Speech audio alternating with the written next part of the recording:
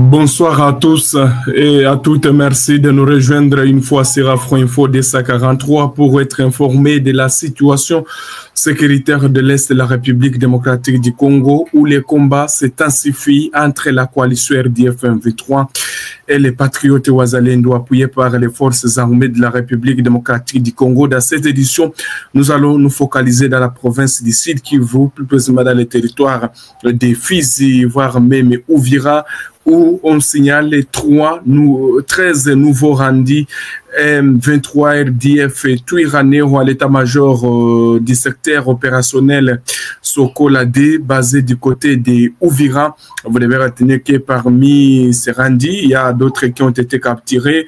C'était des militaires de la coalition RDF M23 Twirwaneho.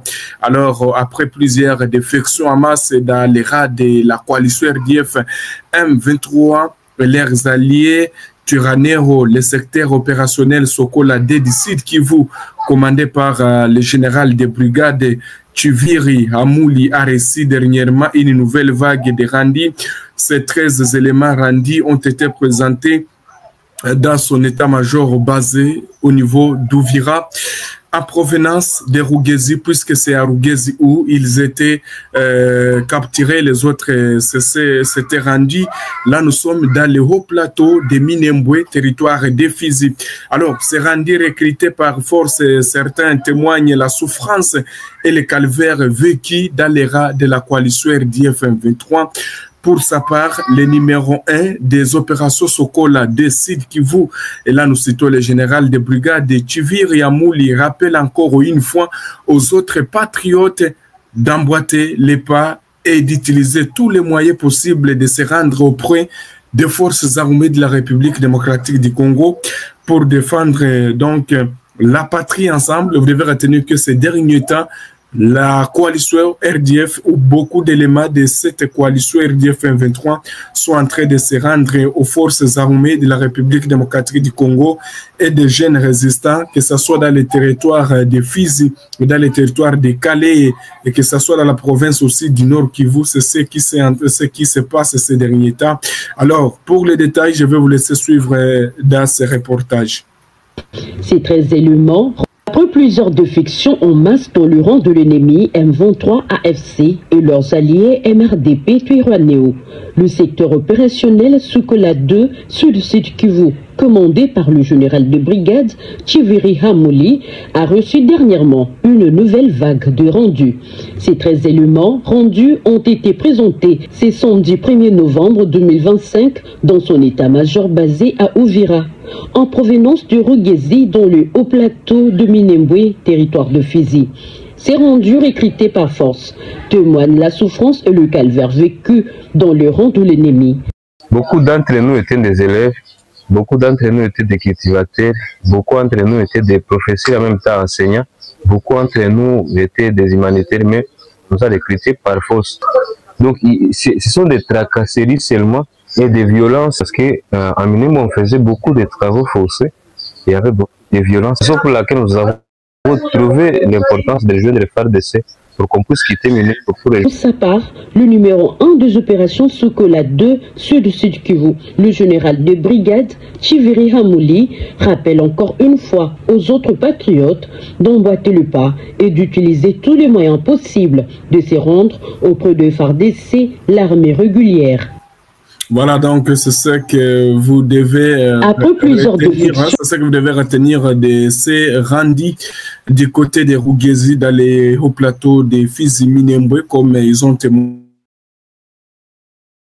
de souffrance, ils ont été obligés de se rendre aux forces armées de la République démocratique du Congo où ils sont bien accueillis, alors que les lignes de front dans le territoire des Fizi restent calmes, que ce soit dans le territoire de Walungu. C'est lundi 3 novembre 2025. Alors, nous allons quitter le Sud Kivu pour se rendre du côté du Nord Kivu, où je le disais même dans l'édition précédente que les combats opposent toujours les résistants Wazalendo à la coalition RDF M23 dans le territoire de Rutshuru.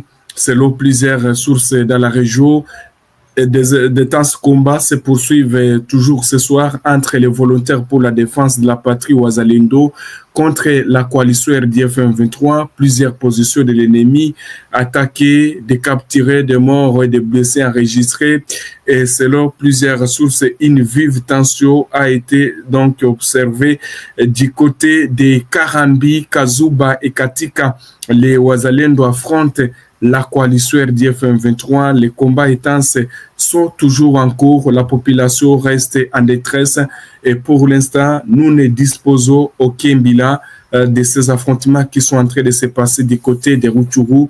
Espérons qu'on va revenir dans les heures qui suivent pour vous donner les bilans de ces affrontements, puisqu'on nous signale ce soir que des affrontements se poursuivent, surtout dans dans la chefferie de Bwito, dans le groupement Bukombo, il y a toujours des affrontements, que ce soit aussi des Katouigourou, Kisegourou, il y a eu des attaques simultanées de Wazalendo contre les positions de la coalition RDF M23, alors que dans le territoire de Massissi, il y a toujours un calme qui est observé sur les lignes de front dans plusieurs entités de Massissi, également dans les territoires de Walikale. Il n'y a pas des affrontements signalés. C'était seulement le samedi dernier qu'il y a eu des affrontements entre la coalition RDF et les résistants Wazalendo, mais c'est lundi 3 novembre, le calme règne, que ce soit aussi dans les territoires de Lubero, toujours dans la province du Nord Kivu, comme dans les territoires aussi de Nyiragongo, il n'y a pas aussi d'affrontement à signaler. Vous devez retenir que le président congolais, son excellence Félix Tshisekedi, séjourne du côté aussi de Doha. Et d'ailleurs, il s'est adressé avant qu'il s'envole du côté de Doha, il s'est adressé à la diaspora congolaise qui se trouve en Égypte. Pour défendre mon peuple, je suis prêt à tout, même à devenir militaire, a dit Félix Tshisekedi Tshilombo, président de la République démocratique du Congo, devant la diaspora congolaise au Caire en Égypte. Je cite, « Je ne suis pas devenu président pour faire la guerre.